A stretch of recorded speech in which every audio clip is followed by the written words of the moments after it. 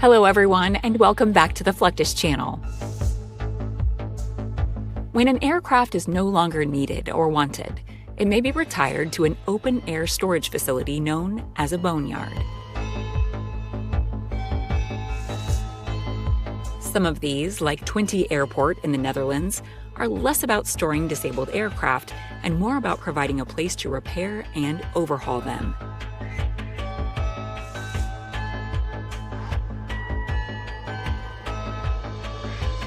Since the capacity of European airports is very small, it's essential that maintenance personnel has a place to train. That's why Twente is often used by mechanics and flight schools to teach students about the plane repair. Another large European aircraft storage site can be found at Tarbes-Lourdes-Pyrénées Airport in France. Due to the same problem of overcrowding at airports, Tarbes has opened designated parking areas for airlines and private owners that lack space for their planes.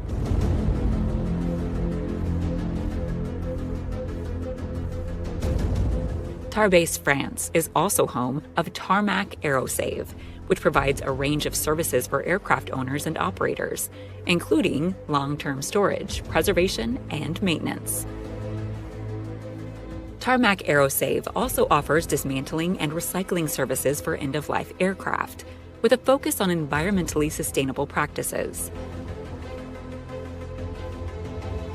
As with the military planes back in the United States, the steel, aluminum, wiring, and other components in each aircraft all have an inherent value.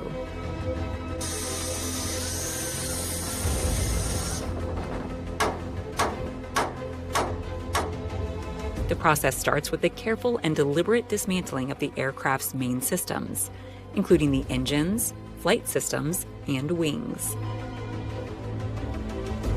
After the stripping is complete, massive saws are used to begin cutting the plane's fuselage into manageable pieces for further recycling.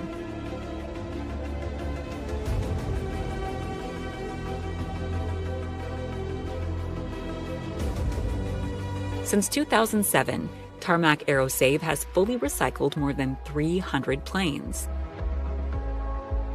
Since the pandemic, the global supply chain has remained under immense strain. Unfortunately, many organizations and experts predict that material and component shortages will continue for years. This has led to a huge demand market for used serviceable aircraft material, also known as used aircraft parts or UAP.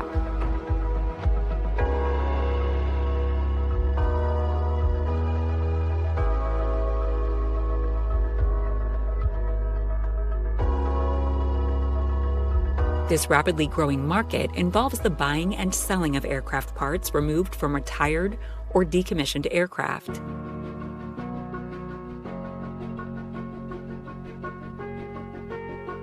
Several factors are driving the demand for UAP, or UAP, including the increasing age of the global commercial aircraft fleet, which has led to an increased need for replacement parts. Additionally, the high cost of new aircraft parts, combined with the economic pressure on airlines and other aircraft operators, has made UAP an attractive alternative. This was a topic of discussion at the MRO Europe 2021. This trade show, which stands for Maintenance, Repair, and Overhaul, brings together key players in the field, including airlines, manufacturers, suppliers, and service providers.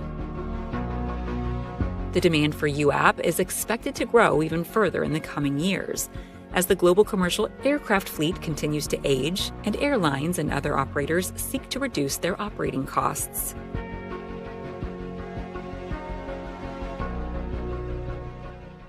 Of course, another smart way to cut the cost of manufacturing new planes is to avoid doing so entirely.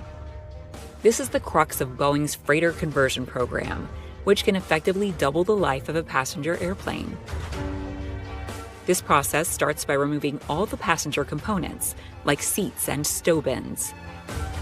After this, Boeing engineers will design and install a cowl door on the side of the fuselage which allows for large cargo containers to be easily moved in and out. Oftentimes, the floor of the plane will need to be upgraded as well, allowing for the installation of a stronger platform with rollers and other cargo-friendly components.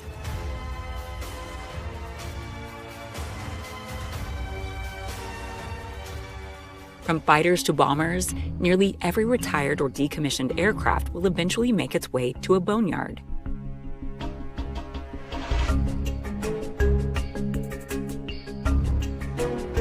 This is for several reasons. For one, some military aircraft may need to be brought out of retirement during times of war or other emergencies.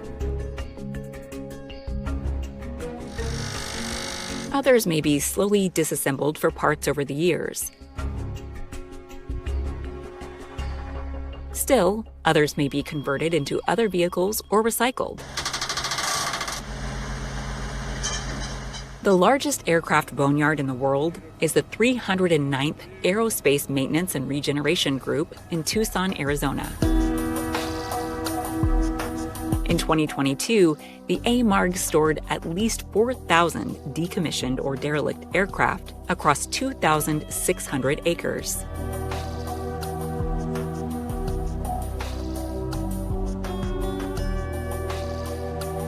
Whenever an aircraft is retired to the AMARG or some other boneyard, it must first be flown from its last assigned station.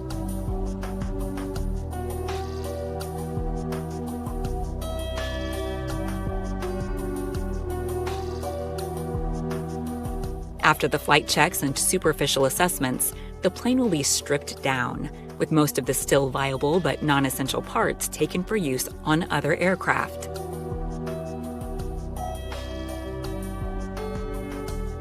In some cases, a plane may be in such poor condition that it needs to be transported by truck.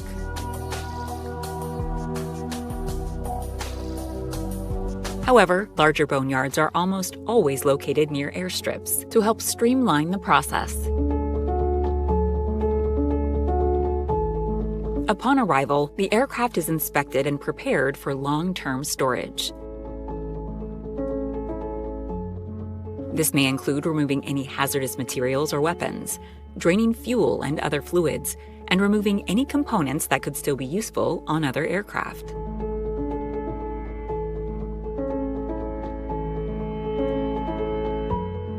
There are 4 types of aircraft stored in boneyards. Those designated long-term will be kept intact for future use, with no parts removed unless they have the potential to become damaged over time.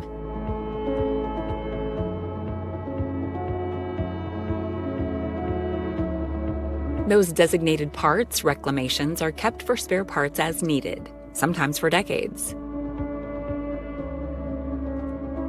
Flying hold aircraft are kept intact and receive regular service so that they remain in good working order.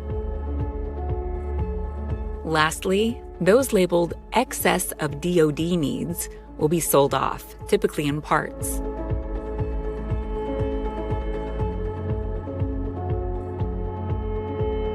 Properly preserving an aircraft requires protecting it from the elements and internal corrosion.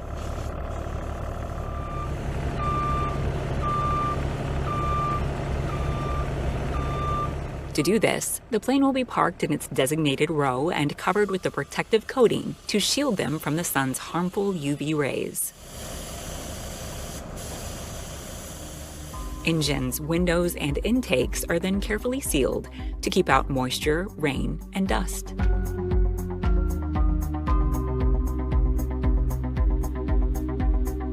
Even animals like birds have been known to reside inside boneyard aircraft, where they can do hundreds of thousands of dollars worth of damage.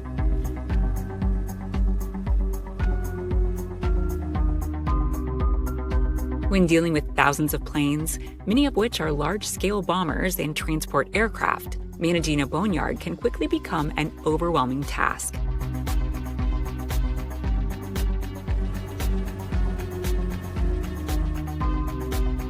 Indeed, some of the planes in these boneyards go all the way back to World War II, Korea, and Vietnam.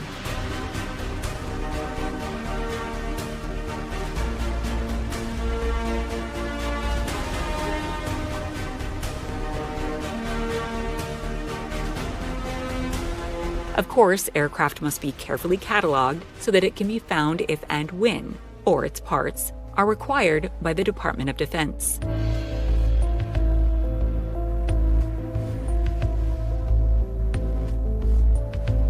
Those planes designated for reclamation can sometimes require hundreds of hours of work with heavy equipment to disassemble effectively. It's not uncommon for visitors to see various aircraft from different eras in various stages of deconstruction.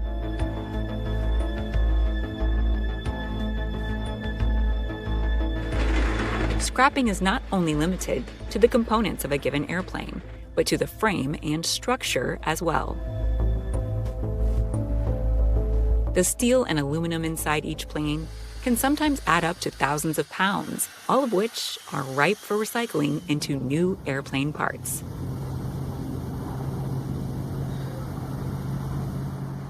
Screws, fasteners, and bolts also have value on the secondary market, as do the beams and panels they hold into place.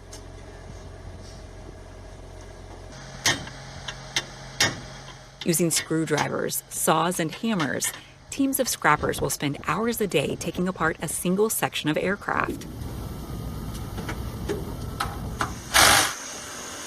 Once they accomplish their goal for the day, forklifts and trucks will be called in to haul the pieces away.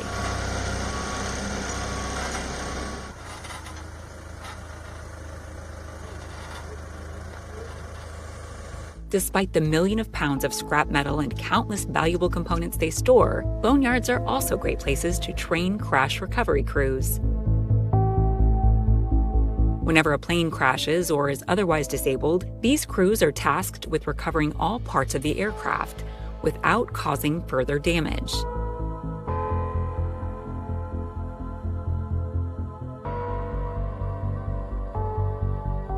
Since the out-of-service aircraft in the boneyard is near perfect simulations for crashed planes, they allow for highly realistic training scenarios. Indeed, a single plane will give these crews a chance to practice field lifting using airbags, debogging a stuck plane,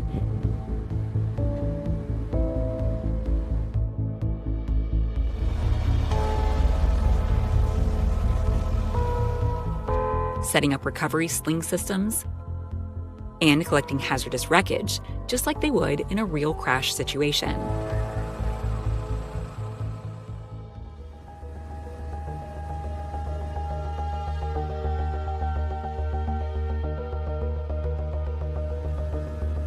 Those aircraft that do not end up parked in the desert, converted into freighters, or recycled for scrap, will often end up in museums. There are hundreds of museums like this spread all around the world, and each works hard to purchase planes of historical significance.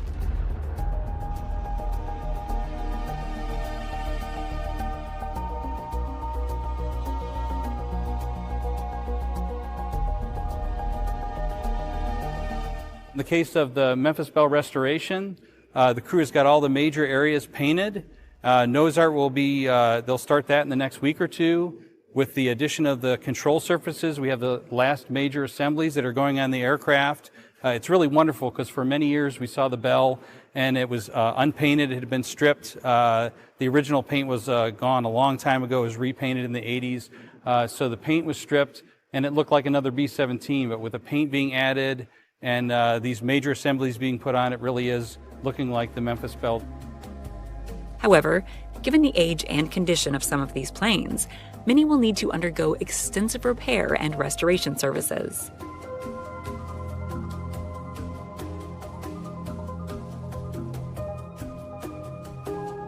Luckily, there are men and women who take great pride in their restoration abilities, often producing completely accurate results that people can enjoy for years to come.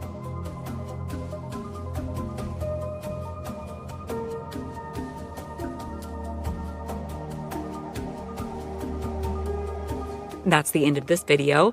I hope you enjoyed it. Make sure to subscribe to this channel so you don't miss any of our new content. See you next time.